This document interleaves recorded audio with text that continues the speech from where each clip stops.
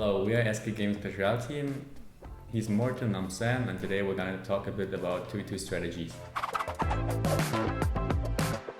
If we talk about the best cards in 2v2 in general, I think most of the cards which are like viable in 1v1 are pretty strong in 2v2 too. But like cards, like Giant Skeleton, for example, is like one of the best cards because like with NATO, you can, because there are like a lot of swarm units in 2v2 and a lot of troops in general, so you can put it all together. Or like with the Giant Scale Bomb, you can get a lot of value in these matchups. Also, cards that don't die to spells easily are pretty useful because you have a lot of troops, so a lot of spells are good.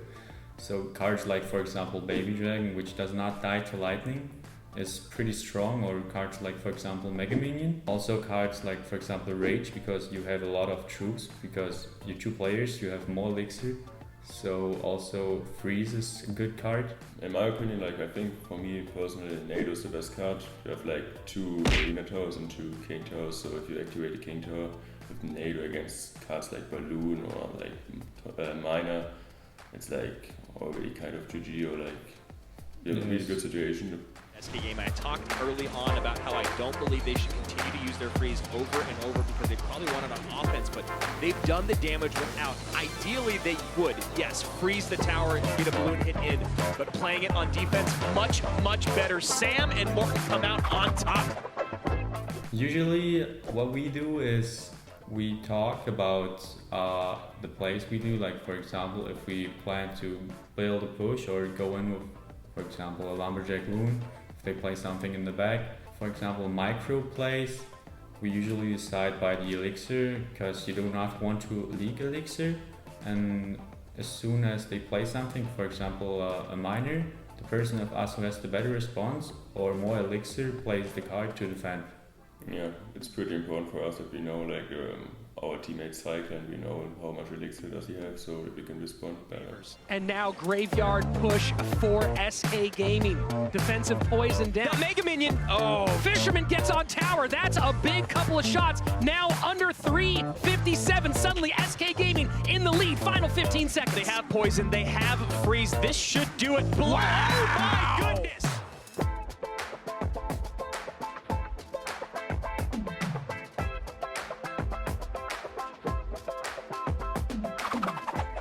Basically, we build our deck. Most of the time, Sam takes 2 spells or me take 2 spells, and then we have like we decide like our win condition first. Like example, we take lava round, then one of us takes most of the times miner or like balloon, then like 2 spells like snowball, lightning, or zap, fireball, and then like the backup troops. And so we most of the times build the decks around that. And at the end, like we switch up some things. If we have the feeling we lose against troops like Prince or something, and we put guards in, so that's basically how we build the decks. Most of the time, both of us have 2 spells, and if NATO is not banned, one person has NATO and the other person has a building, so we can defend. If NATO is banned, sometimes we like to take 2 buildings, but it depends on the deck we're playing. It's pretty important that you have single target damage like Prince, Lumberjack, Mini Packer against tank decks, and that you have like splash units like Baby Dragon, Executioner, that you can kill swarm units.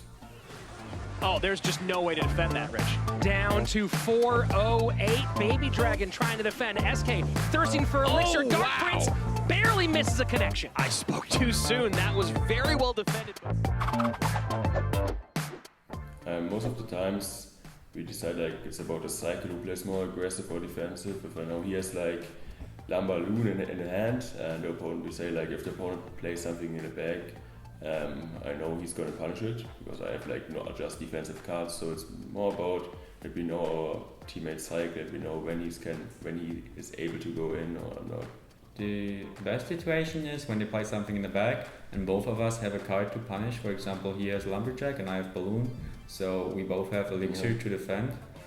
And sometimes if, for example, one of us has a bad cycle and the other one has Lumber and Loon, he just plays both at the bridge, and then the other one has to fully commit everything into defense. Yeah, that's what we talk about before the game. That we know like at the start of the game, like we say you're gonna play Balloon, I'm gonna play Lumberjack, and we already know like who's gonna play the cards at the bridge or like in defense and who's gonna defend. And like after 1 minute in the game or something, it's more like Yes, communication is very important because if sometimes for example, you don't talk and they play something and you both haven't talked to each other, and so you don't know what to do, and then for example you both drop something at the bridge like a double ram rider, what is usually a bad play. It's like if you do one mistake, like that communication mistake, play two troops at the bridge, you already lost the game. Yes, or if you, for example, both have a musketeer and play the musketeer at the same spot and you give them spell value. So usually what you want to do is you talk to your teammate and say like, you play it on the right, I play it on the left, so you don't give them too much spell value. Wow, and notice how they split the magic archers so that they weren't able to get under one spell value.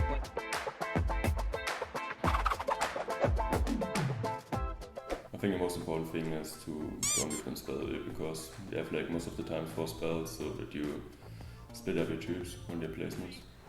Oh, what a big shot! Fireball's all that's necessary. Fireball poison down for SK. Does Immortals have it?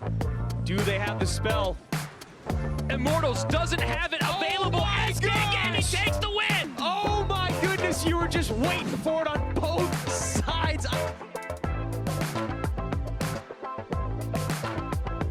Alright, thank you for watching guys, please subscribe to the channel and see you next time.